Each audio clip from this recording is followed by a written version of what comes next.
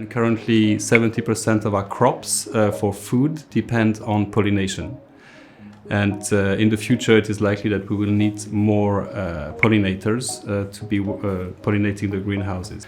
There is a team of scientists at a lab in the National Center for Biological Sciences in Bangalore that is studying the perception of pollinators. It is run by a researcher called Dr. Shannon Olson.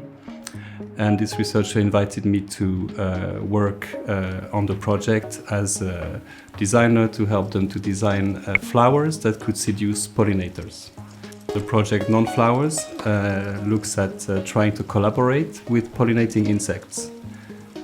One of the ways to collaborate with insects is to understand how they perceive the world and how they choose the flowers that they pollinate. The way to do this was to work from data gathered by the scientists, as in what forms of flowers are more attractive, what colors, what scents, what size, and to turn this data into 3D form that we call non-flowers that could be tested with pollinators, both in the field and also in a virtual reality setup. So what you are seeing now is a virtual reality world for insect pollinators.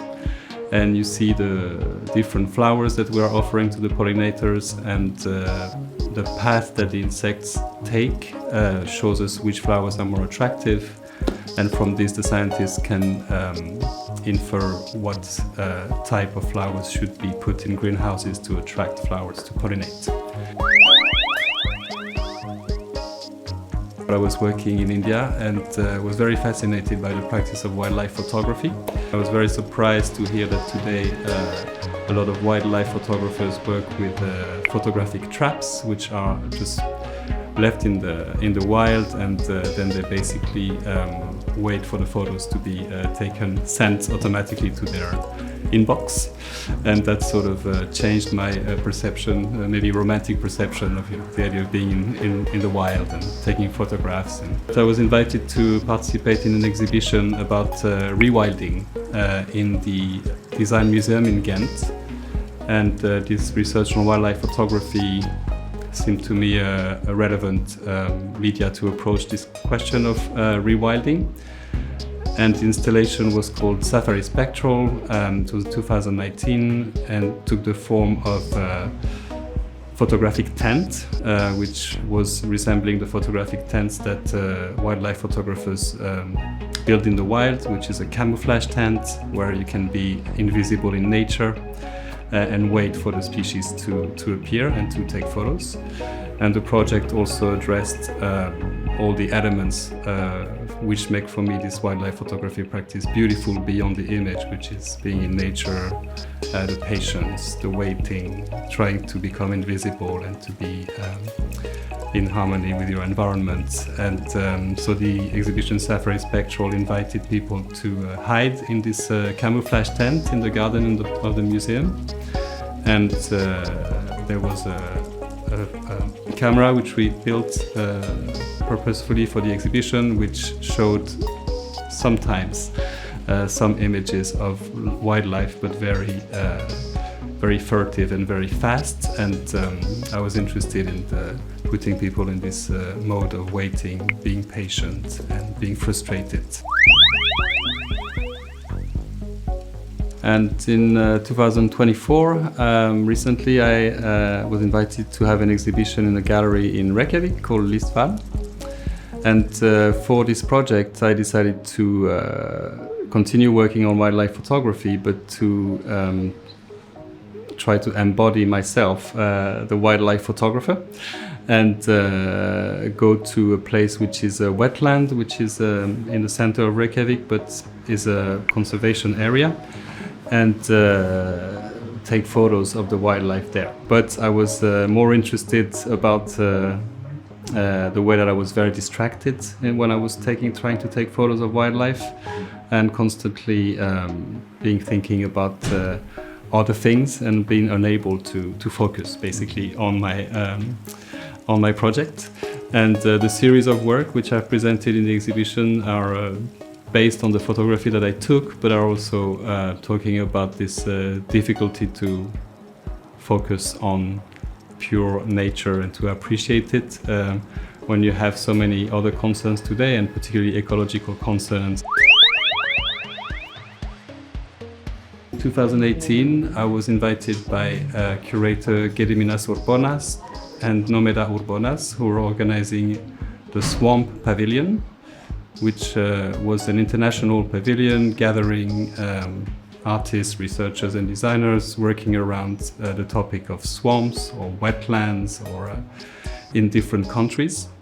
And it was a very interesting curatorial project which didn't want to have any national representation, so it was at the Venice Biennale, but it didn't want to be a national pavilion, so it was called the Swamp Pavilion because, of course, environments and landscapes have no boundaries. On my side, I worked on a very specific aspect of swamps, which is a plant called Salicornia or samphire, which grows at the edge of between the sea and the land. And samphire has the particularity to be a pioneer plant, and it builds soil. So it basically gathers sand and other debris of shells and bacteria and consolidate this into soil, and this plant in some way designed the coasts. And another interesting aspect of this plant for me is that once it has built the soil, it disappears and leaves space for other species to grow. So I found this story of this plant very fascinating, and the way I showed it in the Swamp Pavilion was by showing the plant as an architect. So I made models of the architecture of the plant, both under the ground with the roots and above the ground, and also made 3D rendering and showed really this work of this plant as architecture, and tried to discuss it as such. And interestingly, I found out that there is a theory that there was an ocean on Mars called Oceanus Borealis. And I developed a biology fiction project based on this idea that a coral ecosystem would have found its way to Mars and would be thriving in Oceanus Borealis. And the project called Space Coralia is an animation film for which I worked with biologists and also a 3D animation artist to make species based on real coral polyps and different types of corals, but to transform them in the way that it would have transformed if they were on Mars. So the color would be different because, of course, the light reaches the planet differently than on Earth. But also the form would be different because of gravity and different climatic conditions. And the idea by doing this and by using corals is not only to make a fictional story, science fiction story, but also to reflect back on the state of corals on Earth. After Space Coralia, I was invited to be a resident at a place called the Modular Laboratory in France. And the project that I proposed to do was to look particularly at endangered ecosystems on the coast. So the 70% of the coast, or of the beaches, are suffering some kind of erosion. And this erosion will have an impact of course on humans that live by the sea, also of course on the natural non-human ecosystems which are there. But what I'm interested in the research I'm doing in the modular laboratory is to think about both the human aspect and the non-human aspect. And I'm working particularly on this beach, which is a contested territory and which has on one side some very rare formations which are built by sea worms called sandcastle worms, and there are very few left in Europe. And I think this contested territory is for me a very representative of a lot of questions that we have today. And the exhibition, which will be in this summer in 2024, will basically present all the voices which are present on this territory. That's one way that I've been working on this idea. And the other idea is coming back to this idea of how can we then collaborate maybe or rethink the way we inhabit this territory, is to imagine how an architecture or a way to inhabit this sandy beach could allow both species to continue thriving. I have also started a collaboration with an archive which is situated in the region of Normandy in France. And this is an archive with texts and manuscripts from early political ecology. The project I am doing is looking at archiving in a sense that we archive human knowledge, but it's also looking at shells because seashells are also a type of archive of climate. Seashells build rings of calcite every day, and these rings can be analyzed chemically, and by analyzing these rings you can find out details about the climate, the quality of the water, even the temperature. So in a sense, seashells are an amazing archive of the history of climate. The project developed into a concept called Shell Reader, where we are encoding text from this archive into the form of three-dimensional shells. So we're looking at processes of encrypting text into a 3D form, and the idea is to create these objects which are also encapsulating various important texts of political ecology, so they can be preserved and shared with other generations. But of course it also means that this generation need to have the technology to read these shells. And so this summer I will show different devices in an exhibition which are shell readers and which allow to read these shells either in a sound format, so turning back the text into sound, or in a written format, in a script format. And I am working with different versions of this shell because my interest is to think about a variety of technologies for the same question.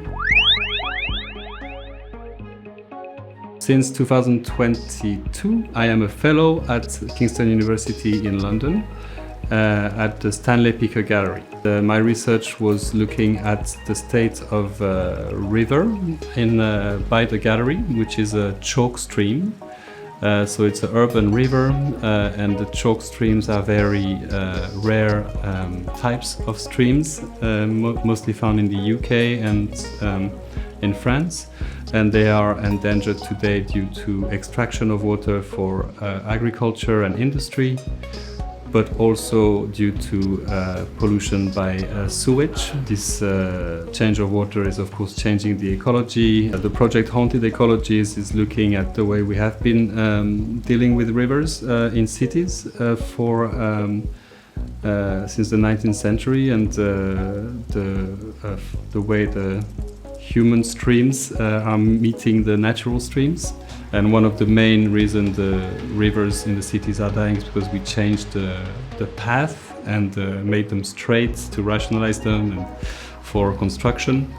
And the ideas of Schauberger show that the movement of water is very important, the way it meanders through different landscapes. And that's on a large scale, and on the small scale that water should always be in movement and never stagnating. So he was also inventing prototypes of funnels which are water filters, and that can reactivate water or give life back to water.